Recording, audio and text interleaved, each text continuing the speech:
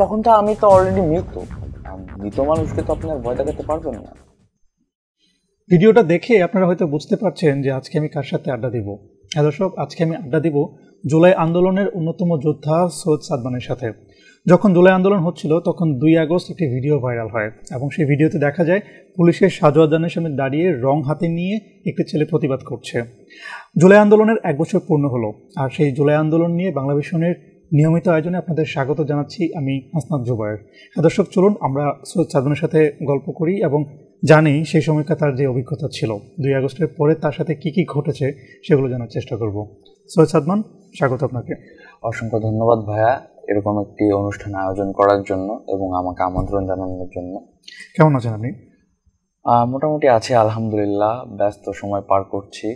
আন্দোলন তো 1 বছর পূর্ণ হচ্ছে এবং আন্দোলন শেষ করার পর তো আমরা প্রাইভেট ইউনিভার্সিটির শিক্ষার্থীরা সবাই ক্লাসরুমে ফিরে গিয়েছি এবং আমাদের পড়াশোনা এবং সোশ্যাল যেসব কাজ আমরা করতাম ওগুলো কন্টিনিউ এখনো রেখেছি।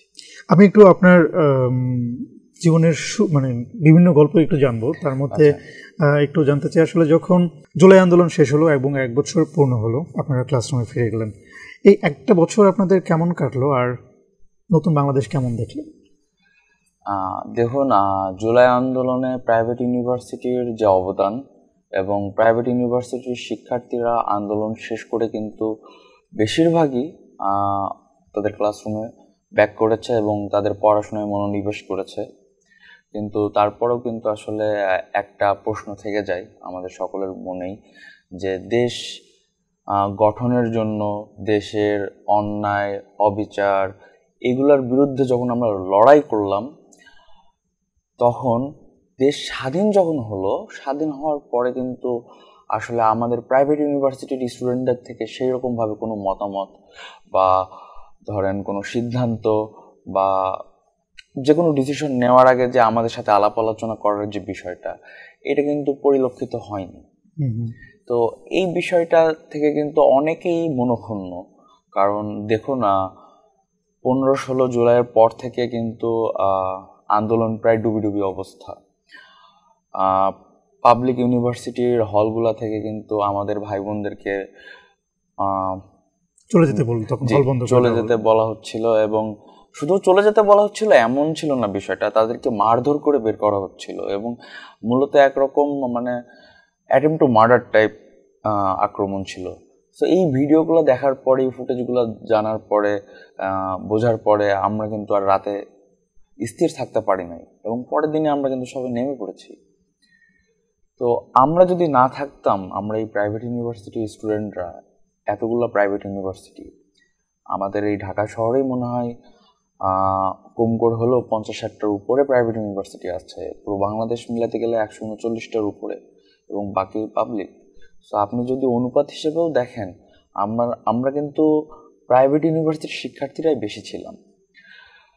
এবং আমরা যখন রাস্তায় নেমেছি তখন কে পাবলিকে পড়ে কে কিসে পড়ে আমরা কিন্তু এটা ভাবি না। আমরা ভাবছি যে না, ও আমাদের ভাই, ও আমাদের বোন, কারণ আমরা একই দেশের নাগরিক।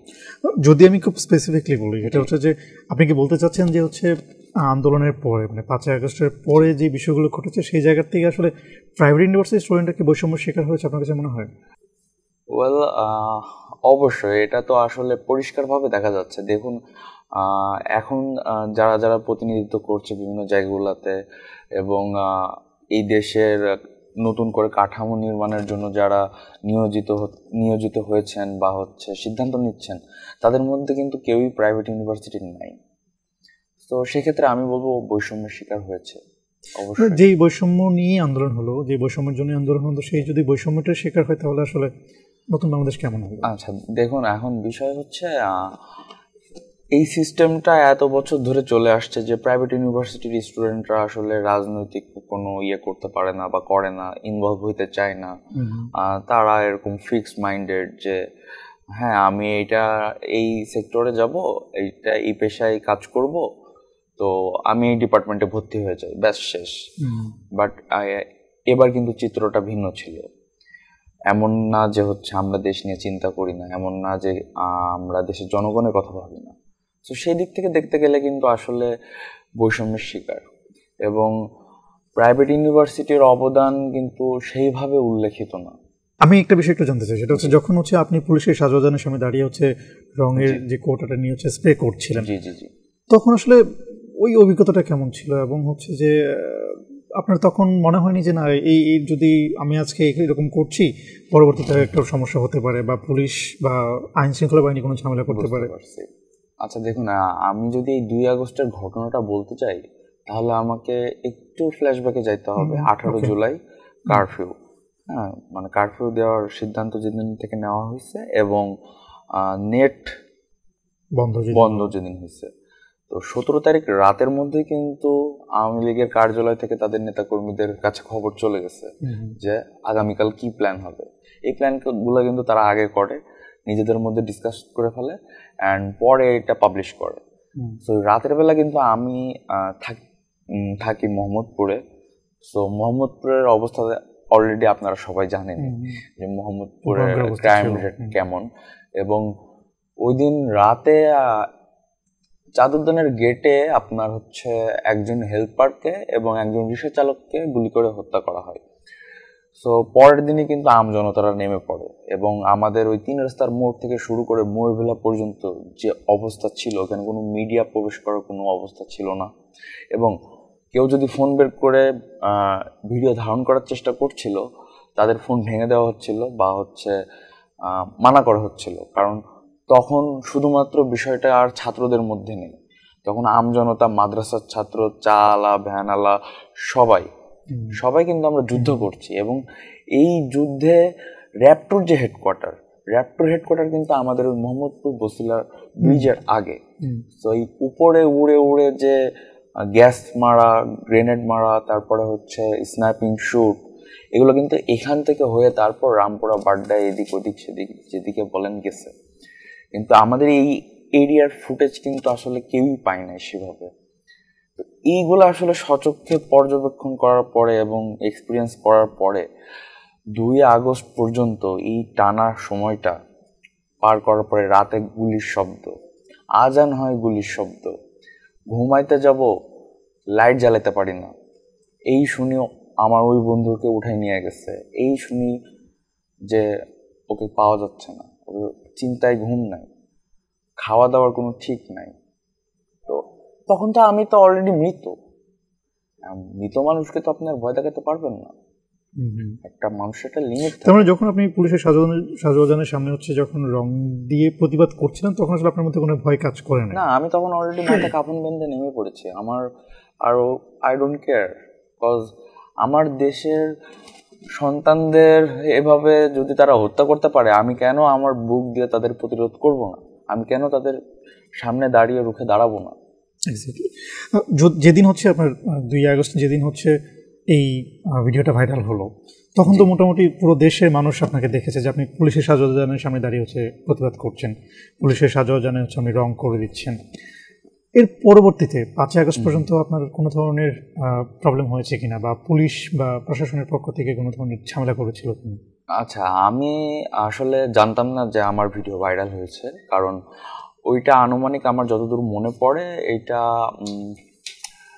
দুপুর টাইমে আমি করছিলাম। এটা করার পরে আমরা আমাদের যারা ছিলাম একসাথে সবাই আবার শহীদ মিনারের দিকে যাই। তো আমাদের ব্যাক করতে করতে কিন্তু সন্ধ্যা হয়ে যায় এবং সন্ধ্যা রাত 8টা-9টার দিকে হঠাৎ করে এক বন্ধু বলে যে, বন্ধু তুই টিভিতে, কি ব্যাপার? আবার হঠাৎ করে আম্মুর কল আসে যে, বাবা তুমি গাড়ির উপরে কি করছো? আমি তো জানাই নাই ধরেন বাসায়, কারণ আব্বু আম্মু দূরে থাকে, চিন্তা করবে স্বাভাবিক। আমি যখনই ফোন দিতে বলছি যে এই তো বাসার নিচে চা খাচ্ছি, না আম্মু যাই নাই, না আব্বু এগুলোর মধ্যে আমি নাই, চিন্তা করবো, এটা কিছু করার নেই, কারণ আব্বু আম্মুকে তো আমি টেনশন দিতে পারবো না, স্বাভাবিক। কিন্তু ওই দিন ধরা খেয়েছে। তারপর আমি বুঝতে পারলাম যে ও মাই গড, সবাই দেখতেছে বিষয়টা। তো আমি তখন দেখতেছে কি হবে। বাট সিনারিও পরে একটু ভিন্ন হয়। আমার হোম টাউন থেকে কল আসা শুরু হয় কিছু মানুষ। তারা কি আওয়ামী লীগের ছিল? হ্যাঁ অবশ্যই তারা আওয়ামী লীগের ছিল, তাছাড়া কারাই বা হবে। কি কি ধরনের ফোন কল ছিল? থ্রেট? অবশ্যই থ্রেট। এটা প্রথমে ছিল ইনডাইরেক্ট থ্রেট, যে মফস্বল শহর বুঝে নিত, অলিগলি সবাই আমরা একে অপরকে চিনি। তো ওই রকমই যে তোমাকে ছোট থেকে বড় হতে দেখলাম, তুমি এভাবে এগুলা করতেছো। তখন আমি আবার টেকনিক্যাল অ্যান্সার দিলাম যে দেখেন, আপনাদের সাথে আমার কোনো ঝামেলা নেই, আমার ঝামেলা পাচ্ছে পুলিশের সাথে। আমরা এখানে শান্তিপূর্ণভাবে আন্দোলন করছিলাম, এখানে আর্মর ভ্যান বা অস্ত্রশস্ত্র নিয়ে পুলিশে দাঁড়ানোর কোনো দরকার তো নেই। আমরা তো জঙ্গি না, আমরা তো দেশের নাগরিক। তো এটার পরে আমি আমার এক বন্ধু থ্রুতে জানতে পারি যে এরকম বলছে যে ওকে পাইলেই কোপ দিয়ে দিতে হবে, এ করে ফেলতে হবে। এমনি পুলিশের কোনো ঝামেলা ছিল না, বা যেরকম যে বাসায় গিয়ে উঠাই নিয়ে আসা যাবে ওগুলো ছিল, বা গ্রেফতার করা? এটা কিন্তু আসলে অনেক আগে থেকে, 2 আগস্টের আগে থেকে কিন্তু শুরু হয়েছিল, যে বাসায় যে স্টুডেন্টদেরকে উঠাই নেওয়া হচ্ছিল। তো আমি আবার এইগুলা নিয়ে খুব বেশি রিসার্চ করি, ছোট থেকে এইগুলা নিয়ে ইন্টারেস্ট, এবং আমি জার্নালিজম, ইনভেস্টিগেটিভ জার্নালিজম নিয়েও পড়াশোনা করছি। তো আই নো যে কোন ট্যাকটিকগুলো আসলে ইউজ করলে ওরা আমাকে মানে ট্র্যাক করা অনেক কঠিন হবে। তো আমি ওইভাবেই সেট আপ করছিলাম যখন আমি জানতে পারি যে আমি ভাইরাল হয়েছি। তখন কি আপনি বাসা চেঞ্জ করেছিলেন নাকি বাসাতেই ছিলেন? হ্যাঁ, এটা বললে তো পরের বার আপনি জেনে যাবেন। ওকে, আচ্ছা, জুলাই আন্দোলনের 1 বছর পূর্ণ হলো, প্রাপ্তি এবং প্রত্যাশার জায়গাটা কি সামঞ্জস্যতা আছে আপনার কাছে? আচ্ছা, প্রাপ্তি আর প্রত্যাশা, দেখো না, এটা অনেক কঠিন একটা প্রশ্ন আপনি করেছেন আসলে। বিগত 16-17 বছরের যে কালচার, যে সিস্টেম এতদিনে এই দেশের নাগরিকের মধ্যে বিল্ড আপ হয়েছে, বা একটা আমজনতা যে এভাবেই দেখে আসছে যে না ঠিক আছে, এটাই জীবন, এটাই জীবন, এভাবেই যারা মেনে নিয়েছে, তাদেরকে আবার নতুন করে নতুন কিছু শেখাতে কিন্তু এটা একটা টাফ একটা চ্যালেঞ্জ।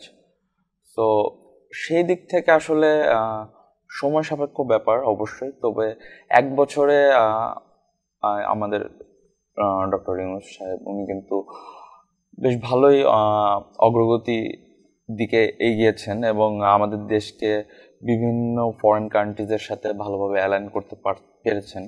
তো সেই দিকগুলো থেকে বলবো হ্যাঁ, অনেকটা এগিয়েছি আমরা, কিন্তু হয়তোবা আমরা আরো আগাইতে পারতাম। প্রত্যাশা যেমন ছিল সেটা আমরা এখনো পরিপূর্ণতা পাইনি, বা 100% অ্যাচিভ করতে পারি নাই, বাট পারতাম যদি আমরা সবাই 5 আগস্টের পরেও ঐক্যবদ্ধ থাকতাম, এটা আমাদের ধারণা। আচ্ছা, 5 আগস্টের পরে তো বৈষম্য বিরোধী ছাত্র আন্দোলন যারা নেতৃত্ব দিয়েছে তারা একটা রাজনৈতিক দল গঠন করলো। আপনি সেই কি এনসিপিতে জয়েন করেছেন, বা আপনারা যারা ওই সময় আন্দোলন করেছেন আপনারা কি এনসিপিতে জয়েন করেছেন? 5 আগস্টের পরে কিন্তু এনসিপি হয় না। আমি 5 আগস্টের পরবর্তী সময়টার কথা বলছি। পরবর্তী সময়, আচ্ছা দেখুন, 5 আগস্টের পরপরই আমাদের এক ফ্রেন্ড আহত হয়েছিল, তো ওকে নিয়ে আমরা নিটোরে গেছিলাম। তো আমাদের ইউল্যাবিয়ান যারা ছিলাম আমরা কিন্তু নিটোরের যে অবস্থা দেখে আমরা তৎক্ষণাৎ সিদ্ধান্ত নিই যে আমরা একটা ফাউন্ডেশন করে ফেলবো, যেটার নাম দিয়ে আমরা ইউল্যাব চেঞ্জ মেকার্স, এবং আমরাই প্রথম এই বাংলাদেশে আন্দোলনের পরে আহতদের চিকিৎসার জন্য টাকা প্রদান থেকে শুরু করে, চিকিৎসা প্রদান থেকে শুরু করে, ওষুধ প্রদান থেকে শুরু করে, পুনর্বাসনের ব্যবস্থা করা থেকে শুরু করে সব শুরু করি। তারপরে একে একে এআইওবি, এনএসইউ, তারপরে আসে আমাদের এই যে বড় ভাইরা, আমি নাম মেনশন করছি না, কিন্তু আসলে এসে ওইখানেও আসলে অনেক স্টোরি আছে, আমি ওইগুলোর মধ্যে যাচ্ছি না, ওইগুলোর রিলেটেড না। সো আমরা ওইগুলো নিয়ে ব্যস্ত ছিলাম, এবং আই ডিডন্ট ইভেন নো যে আমাকে এখন ঢাবিতে যাইতে হবে, ওইখানে যে মিটিং করলে আমি হয়তো বা এই পদটা পাবো, ওইখানে যে এখানে থাকলে হয়তো বা এটা পাবো।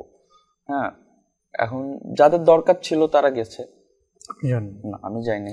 আচ্ছা, এই বৈষম্য বিরোধী ছাত্র আন্দোলনের যে পরবর্তী যারা রাজনৈতিক দল গঠন করলো, এটা আপনি আসলে কোন চোখে দেখেন? আচ্ছা দেখুন, অবশ্যই এটা খুবই দরকার ছিল। তরুণ প্রজন্ম এবং তরুণ নেতা এবং এই নতুন জেনারেশনের আইডল মাথায় রেখে দেশকে এগিয়ে নিয়ে যাওয়ার চিন্তা ভাবনা নিয়ে যে একটা দল আসবে, এটা আসলে আমি সাধুবাদ জানাই অবশ্যই। কারণ দেশকে নতুন পর্যায়ে নিতে গেলে কিন্তু আসলে নতুনভাবে চিন্তা করতে হবে, নতুন সৃজনশীল বুদ্ধি আনতে হবে, সব জায়গা সব সিস্টেমগুলোকে কিন্তু আরো বেশি ডেভেলপ করতে হবে।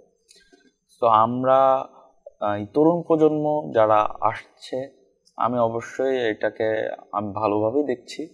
তবে এখানেও যদি কোনো দুর্নীতি বা কোনো খারাপ চিন্তাভাবনার মানুষ থেকে থাকে, অবশ্যই আমরা আবারও এদেরকে প্রতিরোধ করব।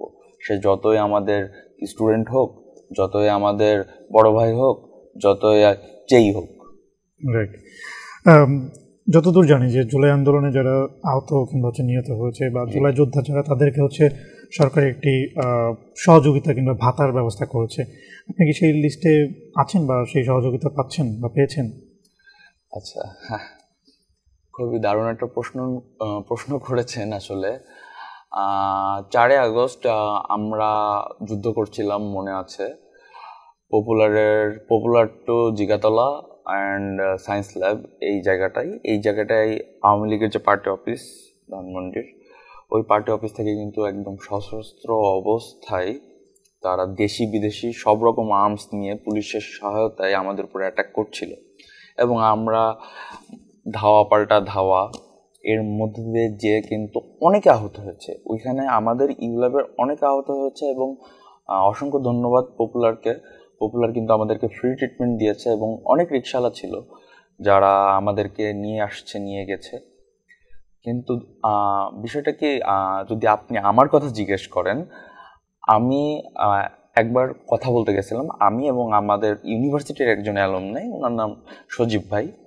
তা আমরা দুজন একদম ওই যে রাইফেলসের সামনে যে কাঁটাটা ছিল ওইখান থেকে আগাচ্ছি, পুলিশের সাথে হাত তুলে, এরকম যে ভাই আমরা শান্তিপূর্ণভাবে একটু কথা বলি, হ্যাঁ, আমরা আপনাদের উপর অ্যাটাক করতে আসি নাই, আমরা পিছনে যারা ছিল তাদেরকে বলে দিয়েছি যে তোমরা থাকো। অ্যান্ড আমার কাছে শিল্ড ছিল, পুলিশের আনসারের একটা শিল্ড ছিল। তা আমি ওইটাও করে আমি যাচ্ছিলাম। তো হঠাৎ ওই আওয়ামী লীগের পার্টি অফিস থেকে কে জানি কি একটা ইশারা করে, অ্যান্ড ও মারে, স্প্রিন্টার মারে এবং আমার লাগে। আমি প্রথমে ভাবছি যে হয়তো বা অন্য কিছু, আমি তো জানি না, কখনো গুলি ওই এক্সপিরিয়েন্স পাই নাই। অ্যান্ড সাথে সাথে গ্যাসও মারে এবং আমরা চলে যাই, মানে দৌড় আর কি, কারণ ওরা অস্ত্র নিয়ে আমাদের দিকে ধাওয়া করছিল। তো আমার অবস্থা, প্রথমে আমি অ্যাড্রিনালিন রাশের কারণে কিন্তু আসলে বুঝতে পারিনি পেনটা, বাট আমি যখন ইয়েলোটা পার করছি এবং পরে বুঝতে পারি যে আমার সেভারাল জায়গায় আসলে বুলেট লাগছে। অ্যান্ড আমার ফ্রেন্ড, আমি যাব না, আমাকে জোর করে নিয়ে যাবে, আমি আমার বাইকের হেলমেট পরে। কতগুলো জায়গায় লাগছে আপনার বুলেট? আচ্ছা, আমি তো যেহেতু মেনশন করলাম, এই শিল্ড ছিল, অ্যান্ড ওই যে গুলিটা ফেলছিল ওইটা আমার আর সজীব ভাইয়ের পিছনে ফেলছে, আর পিছনে ছিল স্টুডেন্টসরা। তো ওইটা যখন ছিটাইছে, আমার এই সাইড, পিছন সাইড, আর সজীব ভাইয়ের এই সাইড দিয়ে বেরোয় গেছে। ওনার কপাল ভালো, চোখে লাগে নাই। তো আমার পিছনে 7টা মতো লাগছে। অ্যান্ড আমাকে জোর করে এক প্রকার নিয়ে গেছে আমার বন্ধুরা, হ্যাঁ, পপুলারে, যে ভাই তো অ্যাটলিস্ট একবার হইলেও দেখা, যেহেতু রক্ত পড়ছে। এবং তৎক্ষণাৎ একটা স্টুডেন্ট মনে হয় আমাকে ভায়োলিন লাগিয়ে দিছিল, ওই ছবিটা আমার কাছে আছে এখনো, আমি জানি না কে লাগিয়ে দিছিল। তো আমি যে ওখানে রেস্ট নিব, আমি পারছিলাম না, কারণ আমি জানি যে বাইরে কি অবস্থা। অ্যান্ড আমি এখানে এই সামান্য একটুখানি কাটছে, কি হয়েছে, গুলি লাগছে, আমি জানি আমি হাঁটতে পারবো, তা আমি কেন শুয়ে থাকবো? আমি কিচ্ছু নিয়ে নেই, আমি কোনো সার্টিফিকেটও নিই নাই, কোনো প্রেসক্রিপশনও নিই নাই। প্রেসক্রিপশন যেটা দিছিল, ওষুধটা নিয়ে প্রেসক্রিপশন কই গেছে আই ডোন্ট নো। আমি আবার যুদ্ধে চলে গেছি। অ্যান্ড আমার একটা দায়িত্ব ছিল, সেটা হচ্ছে আমি পুরো আন্দোলন করেছিলাম বাইক নিয়ে, কারণ আমার মোহাম্মদপুর ডিঙিয়ে, ধানমন্ডি ডিঙিয়ে, জিগাতলা ডিঙিয়ে, সায়েন্স ল্যাব ডিঙিয়ে, শাহবাগ ডিঙিয়ে, তারপরে আমি শহীদ মিনার। সো এতগুলা স্পট যে আমি আমার ফ্রেন্ডদের বা আমার জুনিয়রদেরকে যে নিয়ে আসবো, বা তারা যে আসবে, তো তাদেরকে গাইড করা বা কোন রোড দিয়ে গেলে সেফ, এটা ইনশোর করা, এটা আমি করতাম। তো আমার ওই দিন যে অবস্থা ছিল, 4 আগস্ট আমরা সবাই ধরে নিয়েছিলাম যে আমরা মারা যাব। আমাদের পক্ষে বাঁচা সম্ভব না, কারণ ওরা জাস্ট ফায়ারের পর ফায়ার করছে।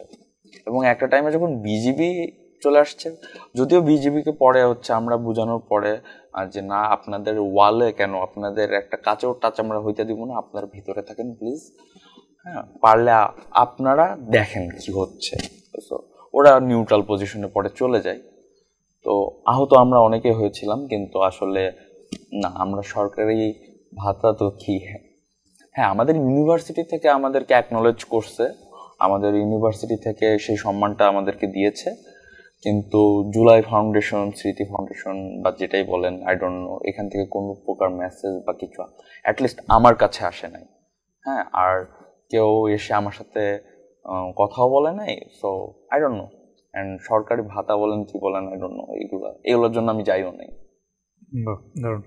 সাদমান, আপনারা যে 15-20 দিন আন্দোলন করলেন, এই আন্দোলনে তো কিছু খরচ হয়েছে, কিছু বেসিক খরচ ছিল, যেমন পানি, খাদ্য, চিকিৎসা, এই খরচগুলো কে দিত আপনাদের? আর আপনাদের কোনো নির্দেশনা ছিল কিনা, উপরমহলের কোনো নির্দেশনা ছিল কিনা, বা আপনাদের আড়ালে কেউ ছিল কিনা যেই হচ্ছে এই নির্দেশনাগুলো দিত?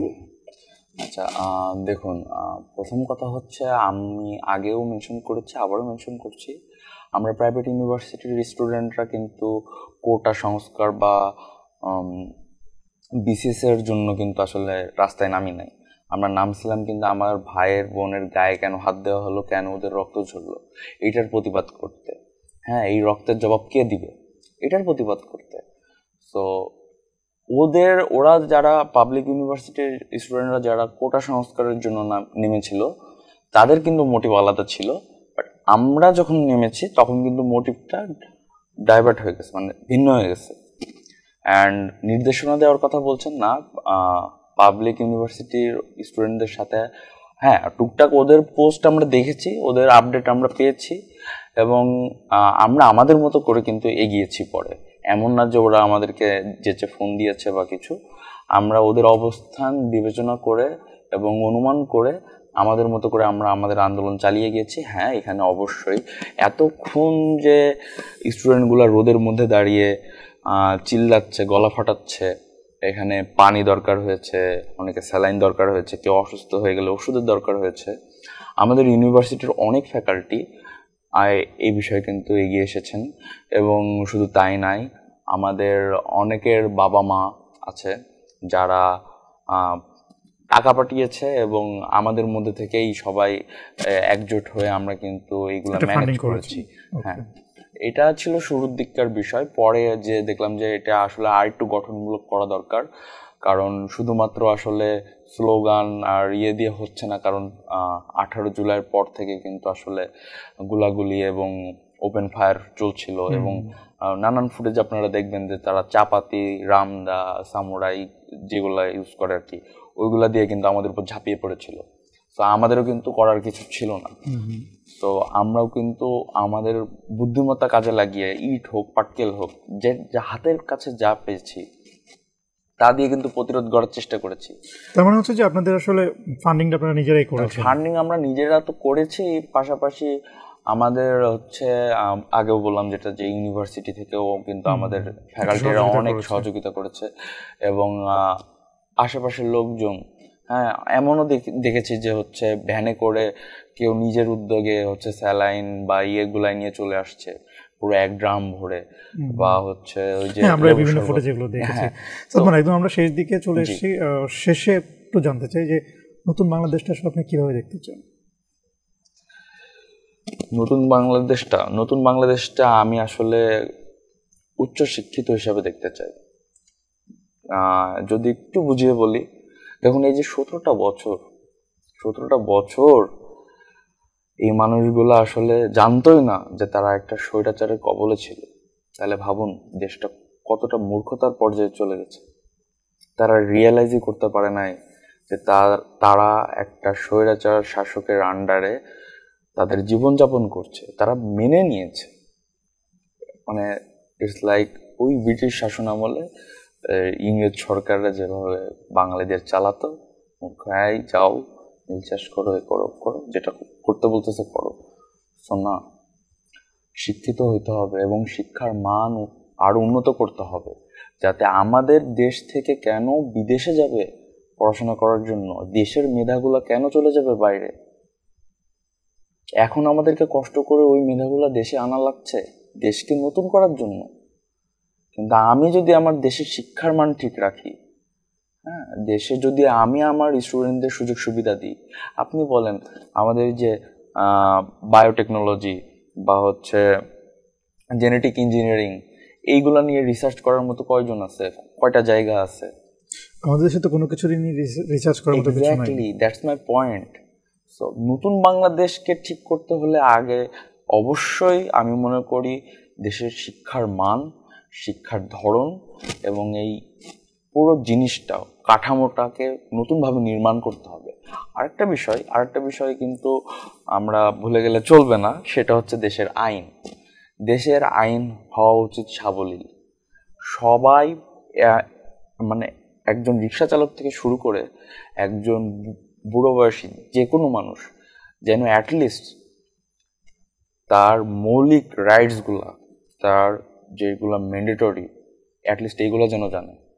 কারণ আপনি যদি একটা দেশের আইন না জানেন, তার মানে আপনাকে ফাঁদে ফেলা বা আপনাকে বোকা বানানো একেবারে সহজ, আপনাকে ভূগোল বোঝানো সহজ, সোজা বাংলা কথায়। তো আইনগুলার যে ফাঁকফোকর বা ওই পেনাল কোড 1860 যেটা এখনো চলে যাচ্ছে, দরকার লাগলে দেশের অনুযায়ী, দেশের কল্যাণে এটা নতুনভাবে পরিবর্তন আনতে হবে। সৈয়দ সাদমান, আপনাকে অসংখ্য ধন্যবাদ আজকে আমাদেরকে সময় দেওয়ার জন্য, আমাকেও ডাকার জন্য। প্রিয় দর্শক, আমরা আড্ডা দিলাম সৈয়দ সাদমানের সাথে, যিনি একজন জুলাই যোদ্ধা। আপনাদের সাথে আবার দেখা হবে অন্য কোনো দিন, অন্য কোনো অতিথির সঙ্গে। ততক্ষণ পর্যন্ত ভালো থাকবেন, সুস্থ থাকবেন।